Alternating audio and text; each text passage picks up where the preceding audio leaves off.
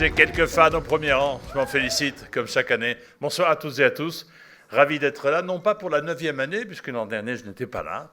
J'étais obligé d'aller à l'île Maurice avec les Miss, donc c'est pas un boulot rigolo tous les jours. Bon, mais j'ai accepté sous la contrainte de le faire l'an dernier. Mais ce n'est pas sous la contrainte que je suis là ce soir. Je suis très heureux de pouvoir assister à cette remise de prix du groupe Media School, sous le patronage d'une personnalité qui viendra tout à l'heure prendre ma place ici et qui racontera son activité, ses activités. Je vous demande de l'applaudir. Il s'agit de Stéphane Delaporte, qui est directeur général de 366 Communities. On parlera de PQR et il parlera de PQR et de beaucoup d'autres choses. Avant toute chose, un grand merci au MUSEM et à Jean-François Chounier de nous accueillir une nouvelle fois ce soir. Merci beaucoup, Jean-François. Nous l'applaudissons également. Si à chaque fois il faut que je vous dise qu'il faut applaudir, on ne va pas aller du tout.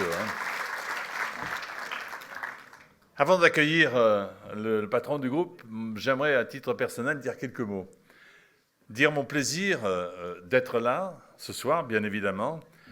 Dire la fierté que lorsque Franck Papazian est venu me voir il y a presque 10 ans pour me demander de faire partie de l'aventure à ses côtés, aux côtés de Pape Diouf, de l'école à Marseille.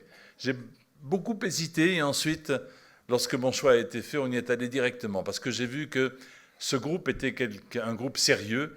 Les écoles étaient sérieuses et distillaient, comme je le dis chaque année, l'excellence. Et je dois dire que vous avez beaucoup de chance parce que les gens de ma génération, dans ces métiers, il n'y avait pas le web à l'époque, mais il y avait déjà la communication et le journalisme, ou l'animation éventuellement. Les gens de mon époque n'ont pas connu ce que vous avez connu. Nous, c'était le royaume de l'à peu près, du tâtonnement. On essayait quelque chose, on n'avait pas de règles. Dans les écoles du groupe Media School, vous apprenez les règles.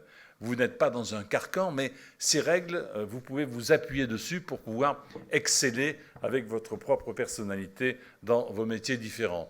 Moi, j'ai eu cette chance insolente, c'est-à-dire de travailler dans une radio où les patrons étaient à Paris et la radio, on ne pouvait pas l'écouter à Paris. Donc c'était quand même assez formidable et assez confortable. C'était à Monaco, les patrons étaient à Paris et Radio Monte-Carlo n'arrivait pas à Monaco. Mais dans cette radio, à mes débuts, on s'est rendu compte qu'on aurait bien eu besoin d'une formation, d'une vraie formation. À l'esprit me vient une petite anecdote. Le général de Gaulle, ça vous dit quelque chose? Non, on ne sait jamais, je me méfie, hein, parce que sinon mon anecdote, elle tombe par terre et casse la gueule. Le général de Gaulle est mort dans mon émission. Il m'a fait cette courtoisie de mourir dans mon émission. Et la mort a été annoncée à 10h20 du matin. Et le journaliste est arrivé, le journaliste qui pourtant était journaliste. Il est arrivé, il s'est assis, il a ouvert le micro, il a dit « La nouvelle vient de tomber de Colombey, le général de Gaulle est mort ». Il s'est levé, il est parti. C'est-à-dire qu'il n'a même pas eu l'intelligence ou la culture générale de dire au moins 10 lignes, 20 lignes sur le général de Gaulle, qui il était. Non, parce que tout simplement, il ne savait pas. Donc la culture générale est essentielle. Il n'y a pas que les journalistes qui commettaient des bévues, il y a aussi des preneurs de sang. Un jour, à Madrid, vous savez qu'il y avait des problèmes de l'ETA, il y a le maréchal Carrero Blanco, qui était un personnage important de l'Espagne, qui est mort dans sa voiture, qui a explosé. Il est mort, il y avait une grenade sous sa voiture ou une mine sous sa voiture a explosé. Et le journaliste est arrivé, il a dit « Le maréchal Carrero Blanco est mort, d'autres informations dans quelques minutes ». Et le technicien, il a envoyé un disque, et le disque, c'était « Adios muchachos ». Alors, vous voyez, donc, il est arrivé plein de choses comme ça, d'inattention, le jour de la... Je vais encore parler d'une mort, une troisième. Le jour de la mort du président Pompidou, c'était au mois d'avril.